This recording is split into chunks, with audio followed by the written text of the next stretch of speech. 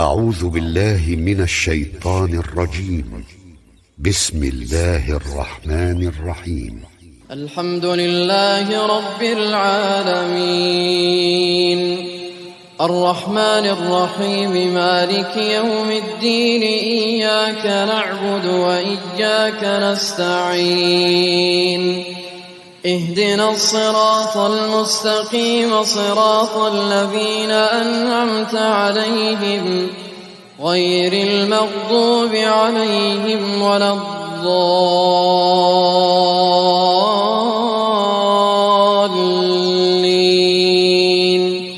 آمين. ولقد يسرنا القرآن للذكر فهل من مدكر. I welcome to all of you with Islamic greetings. Assalamu alaikum रहमतुल्लाहि व बरकातुहू. क्या हाल है आप सबके? दुआ है अल्लाह करीम हम सब को सेहत और ईमान की बेहतरीन हालत पर रखे और कलाम पाक का सीखना, समझना, इस पर अमल करना और इसका पैगाम दूसरों तक पहुँचाना आसान तरीन फरमा दे. आमीन. ग्रुप के हवाले से बात करते हैं कि वीक में बस एक आयत आपको सेंड की जाएगी. जितनी आयत होगी उतनी ही उसकी तफसीर होगी. आपने वर्ड टू वर्ड ट्रांसलेशन के साथ तफसीर के क्वेश्चन को आंसर करना होगा. और आपने ट्रांसलेशन कैसे याद करनी है इसके हवाले से भी आपको थोड़ा सा गाइड कर देते हैं कि देखें, बीइंग अ पाकिस्तानी मुस्लिम हमें ये बेनिफिट हासिल है कि हम उर्दू ज़ुबान से वाकिफ़ हैं और हमारी उर्दू ज़ुबान में अरबिक लैंग्वेज के ऐसे बहुत से अल्फाज हैं जो हम अपनी डेली लाइफ में बिल्कुल उसी तरह या थोड़े से फ़र्क के साथ इस्तेमाल करते हैं.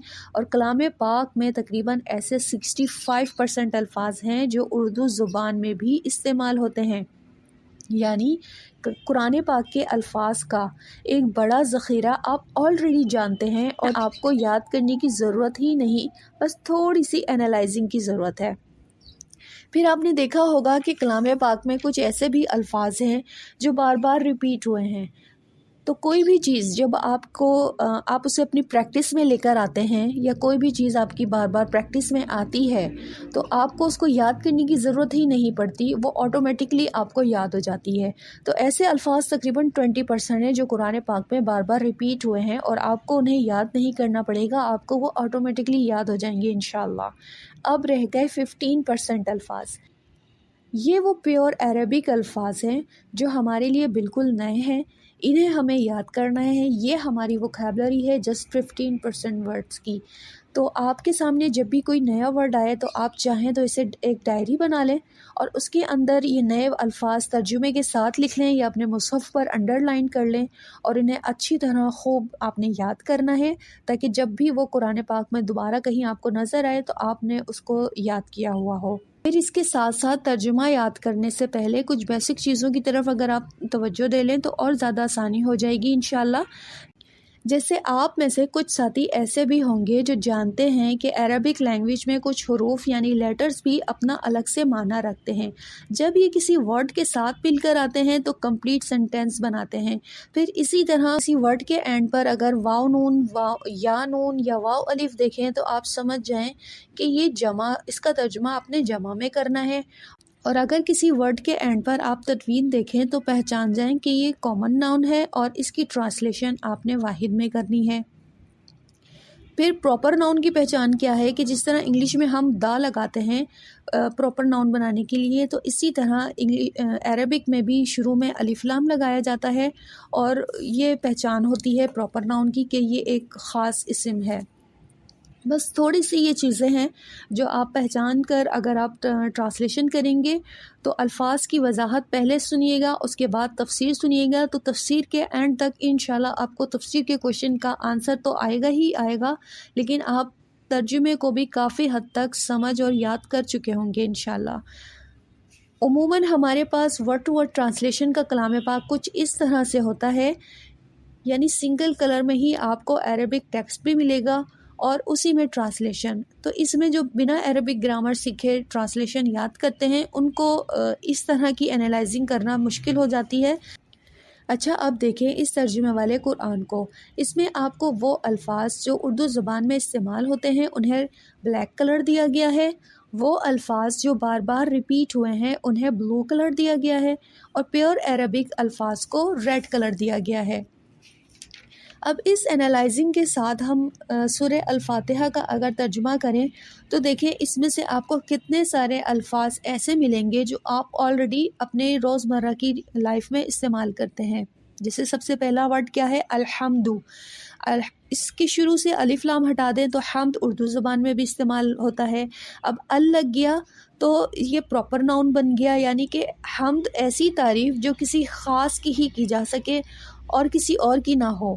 پھر للہ، اللہ کے نام سے تو ہم واقف ہی ہیں، لیکن اس کے شروع میں جو لام زیر کے ساتھ ہے اس سے بھی ہم واقف ہیں، یہ بھی ہم اردو زبان میں استعمال کرتے ہیں۔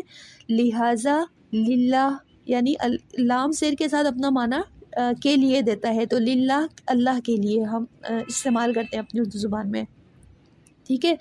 تو اب آپ دیکھیں اس کا فائدہ کیا ہے کلر ٹرانسلیشن والے قرآن کا، کہ اس میں جو عربک ٹیکسٹ آپ کو جس کلر میں دکھ رہا ہے اس کی ٹرانسلیشن بھی آپ کو نیچے سیم کلر میں ہی دکھ رہی ہے۔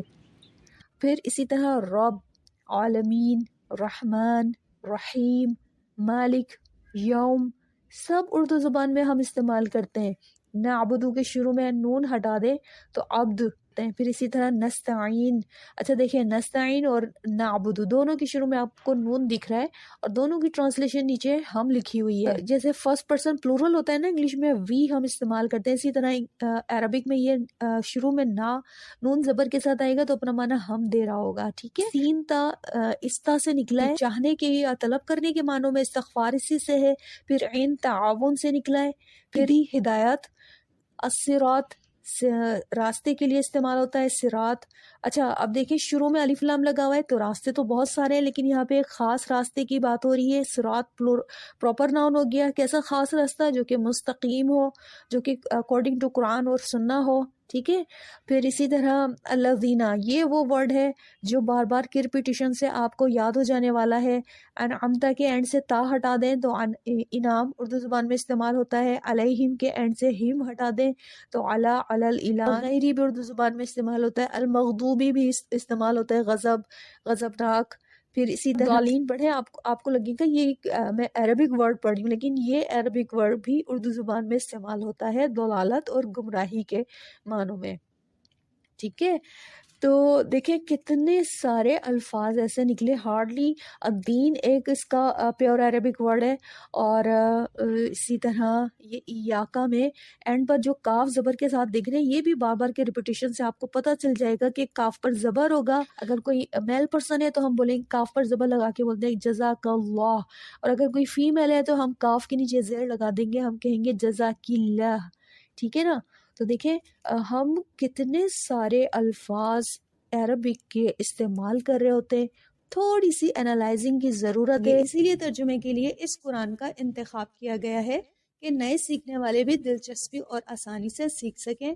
اور استاذہ کی تفسیر لی ہے جو کہ بہت ہی آسان فہم اور ہماری روزمرہ کی زندگی سے ریلیٹ کرتی ہوئی ہے، اور بہت ہی خوبصورت انداز میں استاذہ قرآن کی تعلیم کے ساتھ ساتھ ہماری اصلاح اور تربیت بھی کر دیتی ہیں، ٹھیک ہے۔